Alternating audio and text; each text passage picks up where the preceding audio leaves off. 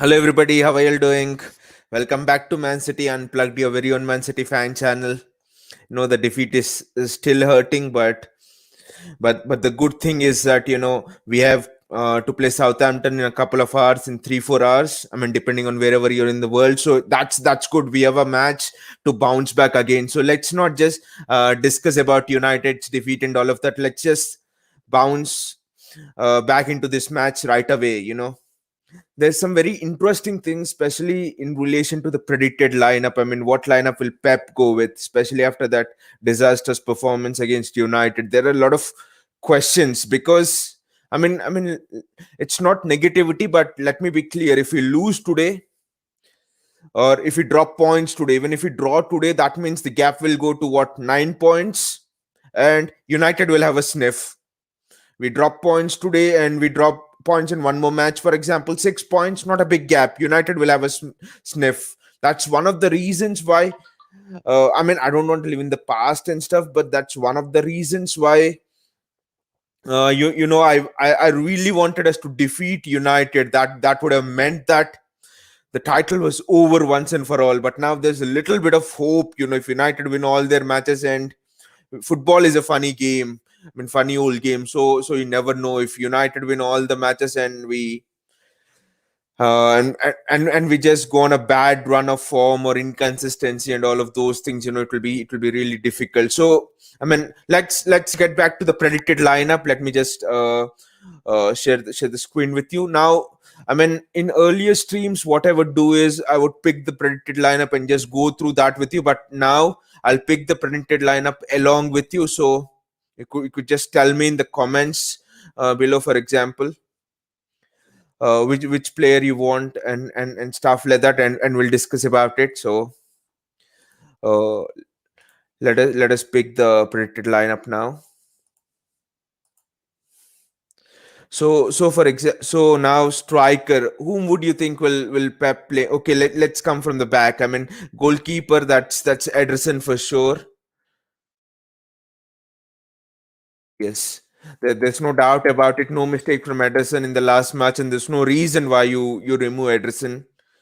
The left back position is very interesting for me. Whom would you pick at left back? I mean, Zinchenko.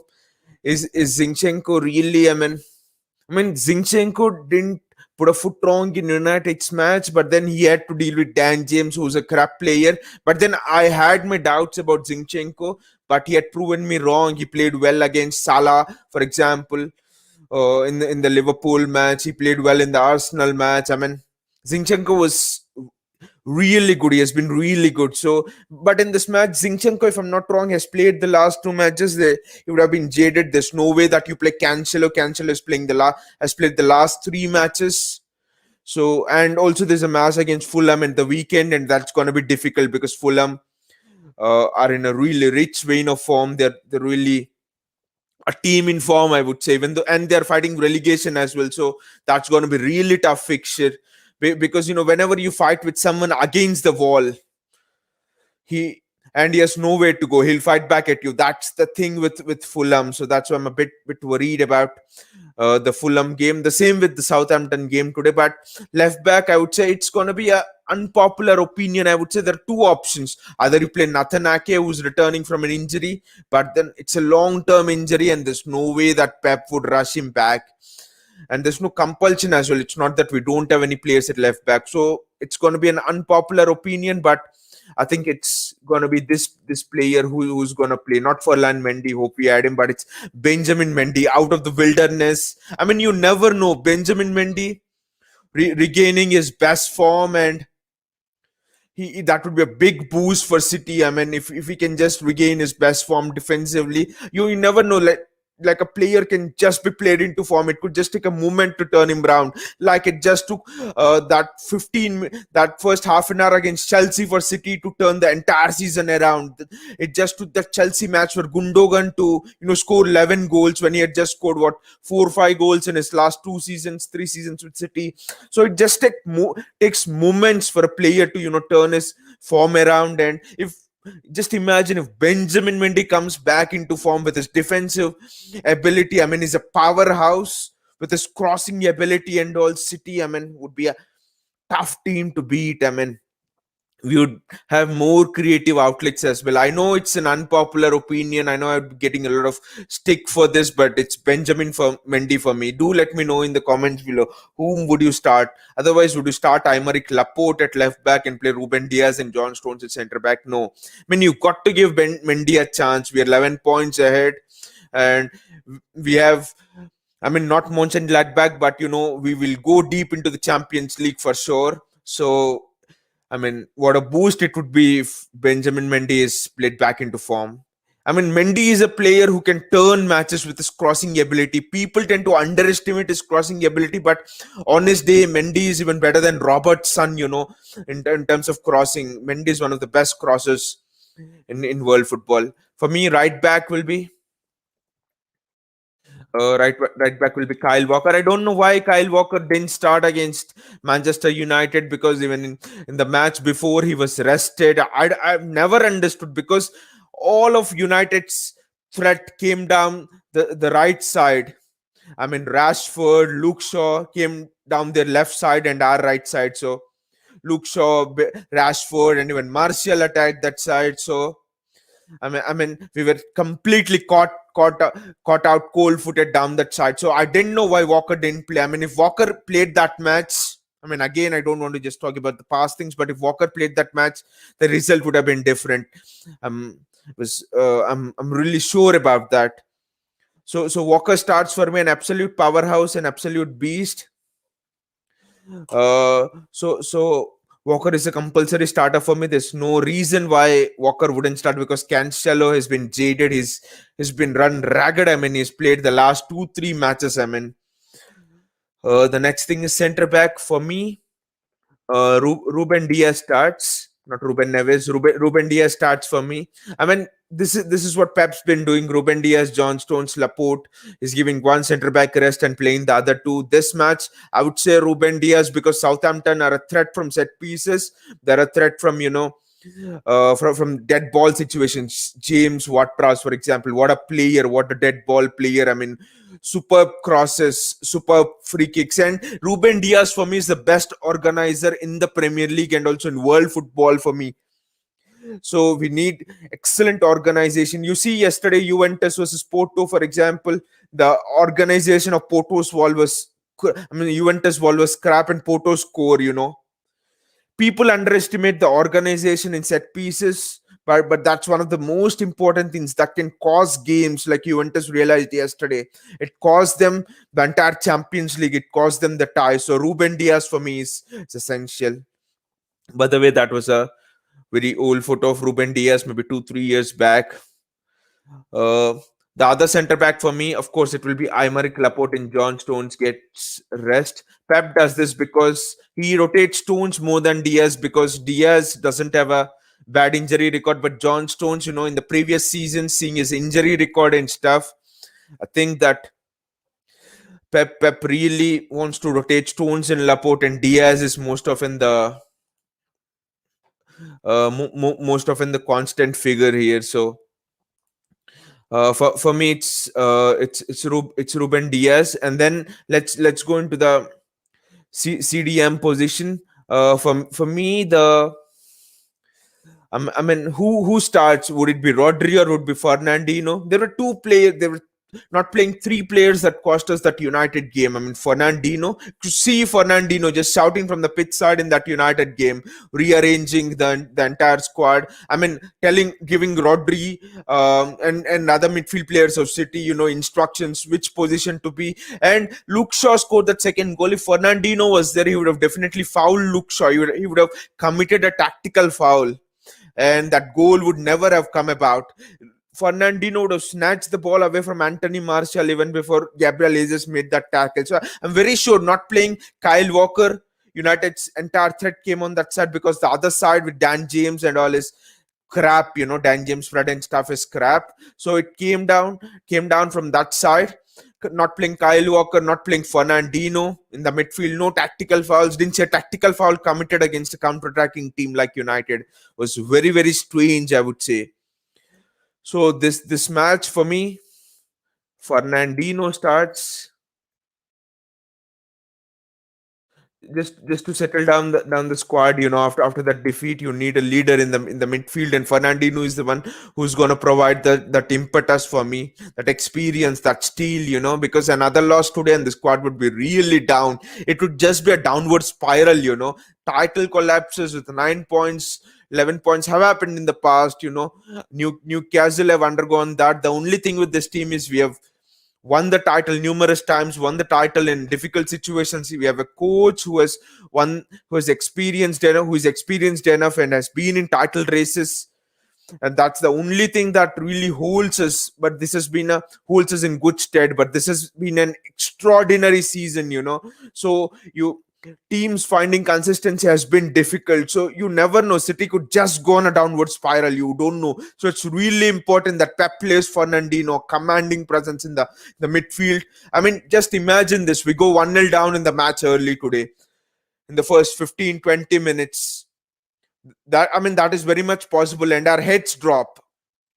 Who is the one who can who can really lift us? And Southampton are really good counter-attacking team. So Fernandino is essential. I mean, the experience, the guile of Fernandino is really essential today for me. If you look at it, is a really important phase in our title race. People would not see it like this with 11 points gap and all, but just imagine we lose today or drop points today, the downward spiral, heads dropping, confidence. I mean, football is a confidence game, as like most of things in life.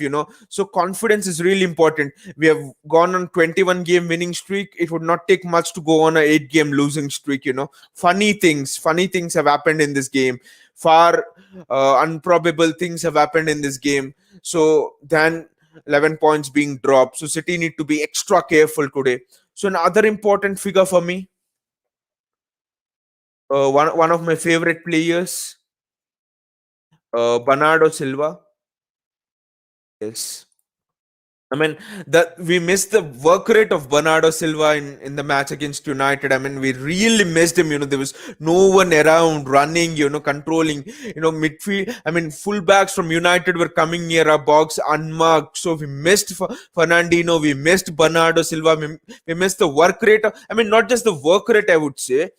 The reason why United were successful is we were losing the ball a lot. I know they were also losing the ball a lot, but even we were losing the ball a lot. There was no one to retain possession.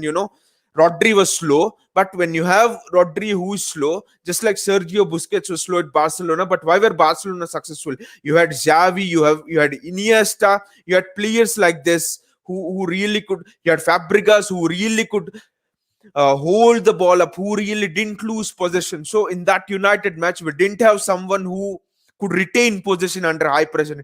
And Bernardo Silva gives his work rate. Bernardo Silva helps us to retain possession a lot. So Bernardo Silva never loses the ball.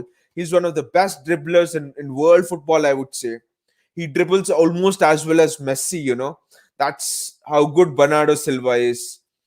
So we really miss Bernardo Silva. And for me, another one is when Gundogan can't play, we desperately need Kevin De Bruyne to be played into form. Pep can't put him on the bench in this game because we really need Kevin De Bruyne to regain form. So for me, it's Kevin De Bruyne who plays this match, because Pep needs to play him into form. We need Kevin De Bruyne in the later stage of the Champions League. Kevin De Bruyne is not a machine that you throw him in and he starts firing on all cylinders. He's back from an injury. He needs 1 or 2 games to get back to his best. We have seen glimpses at the end of the United game of Kevin De Bruyne getting back to his best. So Pep needs to play him.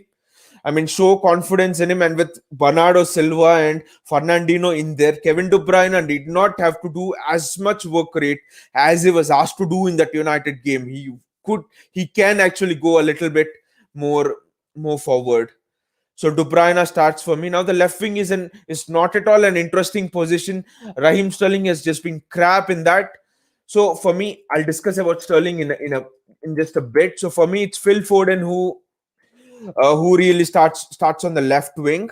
The reason, I mean, there's no reason why not to start Phil Foden. I was really surprised why Foden didn't start against United. You see, he came on against United in that 75th minute, and wow, he just changed the game. He almost scored the goal. He almost set up a goal. He was going past Van Bissaka at ease. I mean, it just put a doubt into United's minds. He just changed the game in a flash. What a player! I mean, excellent form, no mistake.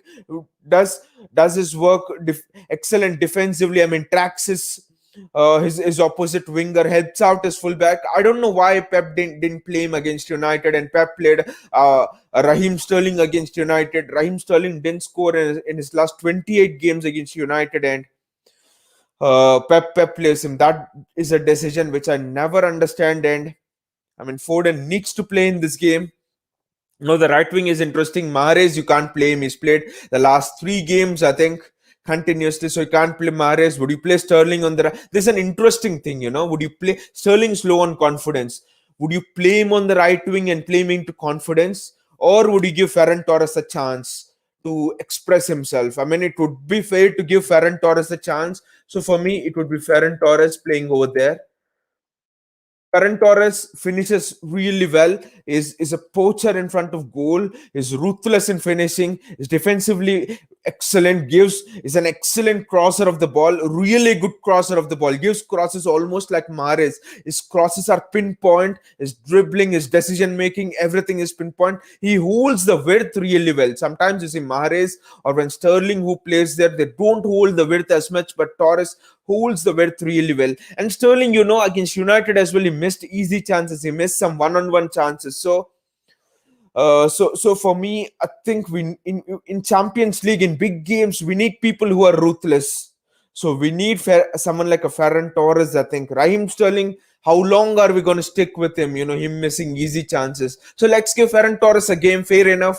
And if he performs well, we'll keep Raheem Sterling out.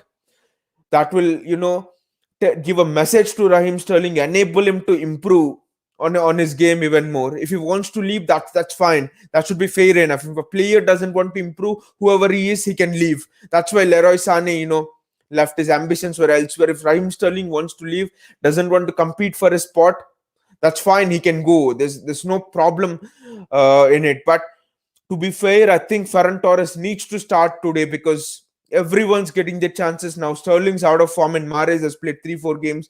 So Torres needs to start. He needs to get his fair amount of chance. He's been waiting on the bench for so long. Now, striker, it's not going to be Gabriel Jesus for sure. It's going to be Sergio Aguero, How long will you keep Sergio Aguero on the bench? In big games, in crunch games, as you go deep into the Champions League, we need someone like Sergio Aguero just for his experience, just for his sense of goal, Kevin De Bruyne, for example, he sees Aguero, he just closes his eyes and passes, he flashes that balls across the box. Ferran Torres can flash balls across the box. Mahrez can cross if Aguero is there, They know that all of their crosses, there will be Aguero to attack them. He will make those smart near post runs, far post runs. We are missing that with Gabriel Jesus. I think Pep needs to realize he can compromise a bit on the work rate given by Gabriel Jesus, but what he can't compromise is the amount of goals scored and goals win matches, not possession stats or the kilometers run. So Pep really should play Aguero. I would be really disappointed if Pep doesn't start this fun three uh, and also that midfield which I put out. Okay, Fernandinho, Rodri, I can agree with that, but apart from that, Pep should really be putting this team out. And Benjamin Mendy and Fernandinho are the two players who I think will be a 50-50 for Pep, but otherwise he should start all of the others who I have stated here. Let me know in the comments below what do you think about this predicted lineup. Do you agree with me, especially on the Ferran Torres thing? Especially if you ask me, I will drop Raheem Sterling and put Ferran Torres in. Let me know any changes which you would suggest in this predicted lineup. So now let me read some of your comments from the social media and things like that. What you guys are saying. Let me read the fan opinion. So yeah, So Lurking says this is a match thread before the match. I think we play Aguero today, someone whose team selection has been exact opposite of the lineup Pep puts up. Yes, I mean, yeah, Lurking, whatever lineup you're predicting, Pep is exactly putting the opposite of that. I don't know why, but like you said, I think I really agree with you. I think Aguero plays today. I don't see any sense in playing Jesus again. That too against Southampton. You can't.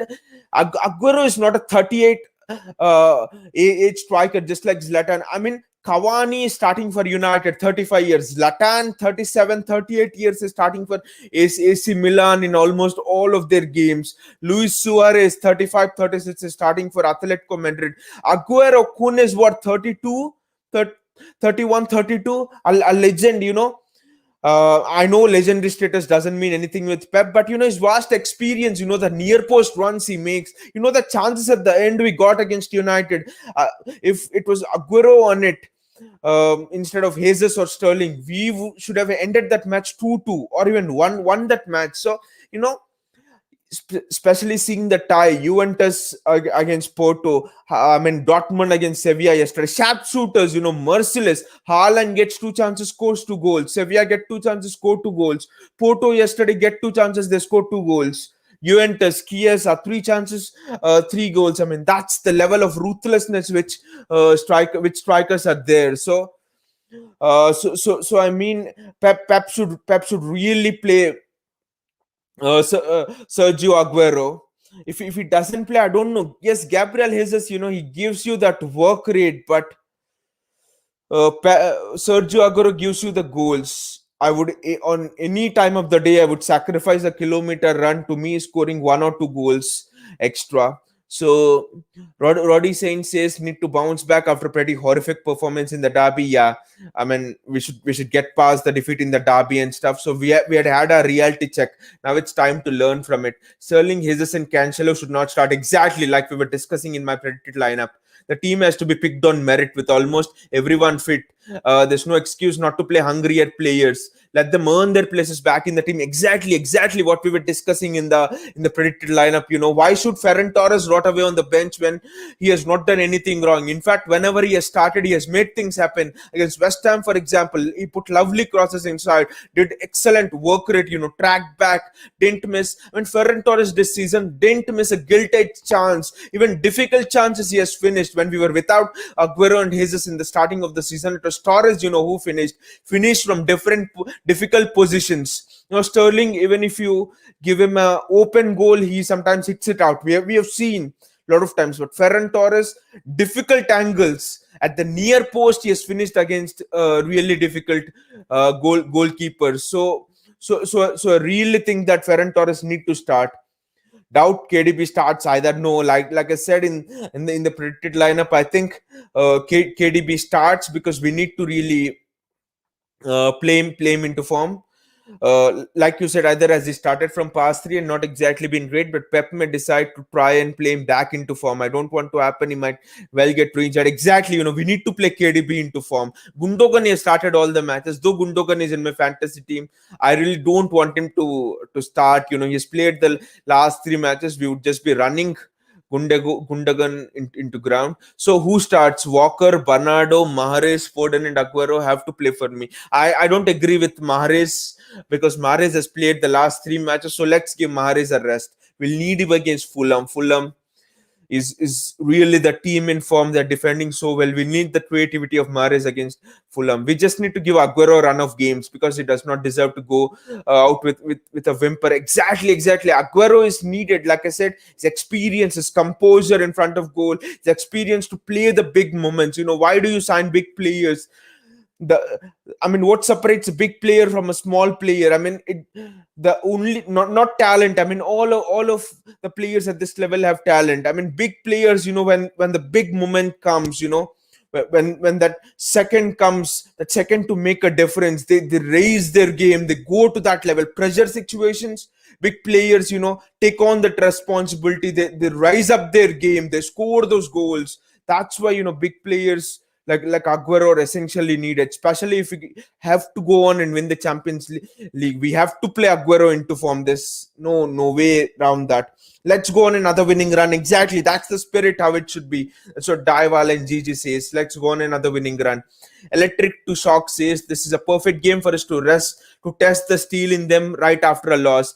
If we win this, nobody will be talking about the United loss anymore. Exactly, how Pep said in a press conference that just 3-4 weeks back, that when he was asked about this winning run, and says when uh, how does he feel about the team, are they unbeatable and stuff, Pep said, the winning run is fine.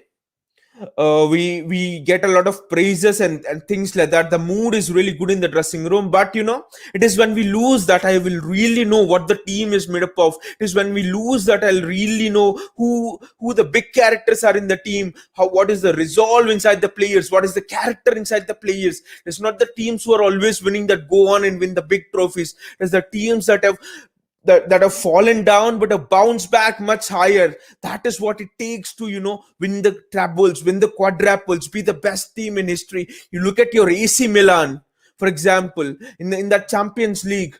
They were 3-0 up. Then Liverpool made the greatest comeback in Istanbul, and then they lost that final. How jaded should they be? But no, next year they came again. They defeated Liverpool in the semi-finals in the next year's Champions League, and they won the trophy.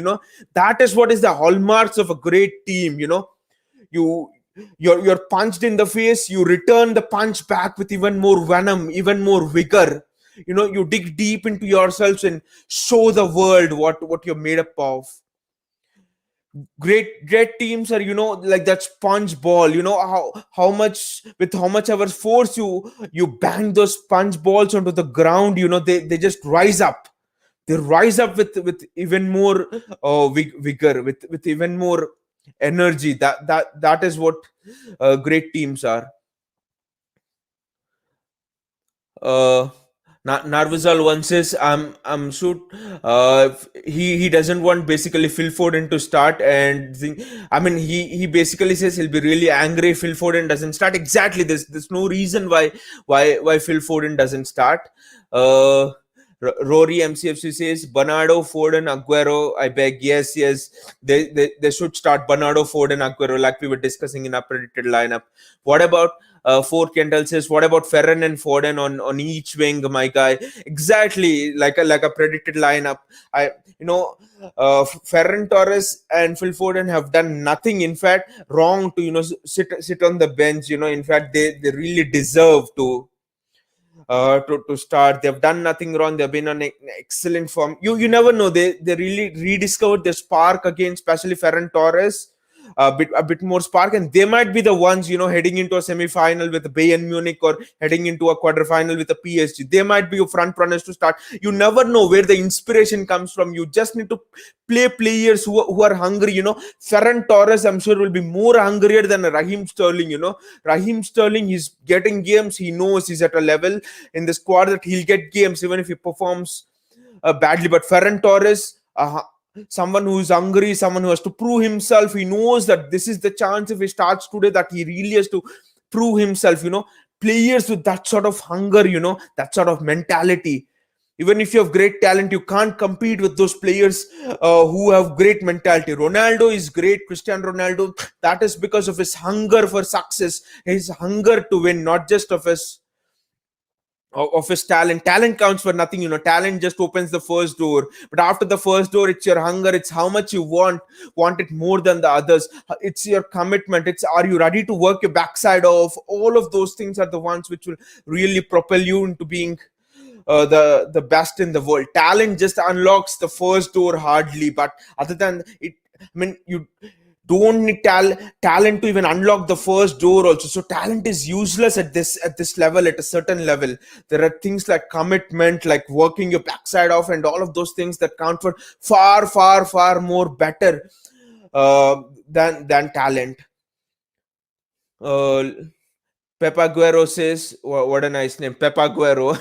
Let's get back on track after that mere speed bump. Yes, exactly. It's just a mere speed bump and nothing else.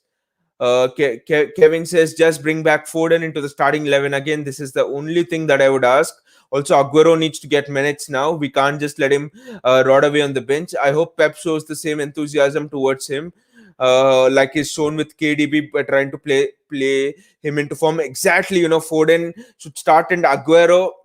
Yes, Pep is trying to play KDB into form, and why he's not trying to play Aguero into form, I don't understand. Pep needs to understand the gravity of the situation. Yes, he's an experienced player. He knows probably a lot more things than what we do, what I do, or what you do. But then again, Aguero, why doesn't he start? Pep has been, guilty of overthinking the big games. I just hope that he doesn't do it this time, and he really starts Aguero.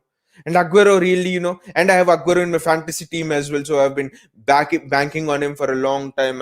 I'm having Aguero in my fantasy team since a month, thinking that he'll just burst onto the scene with all of the goals, and I can burst up the league board in the fantasy league.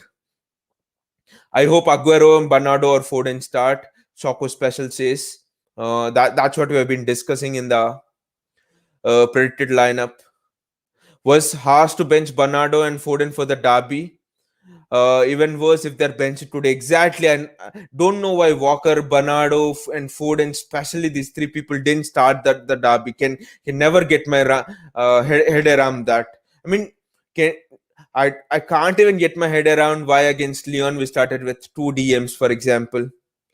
So and also the season before that, why did Pep play so defensive against Spurs and played for a 0-0 draw in the first leg of the Champions League game? So there are a couple of things since Pep has been here that I can't get my head around. And Devil 8 not to says need to smash them. Can't even build a one goal lead and let them stick around. What pros could change the match with one free kick? Exactly. We should really crush them.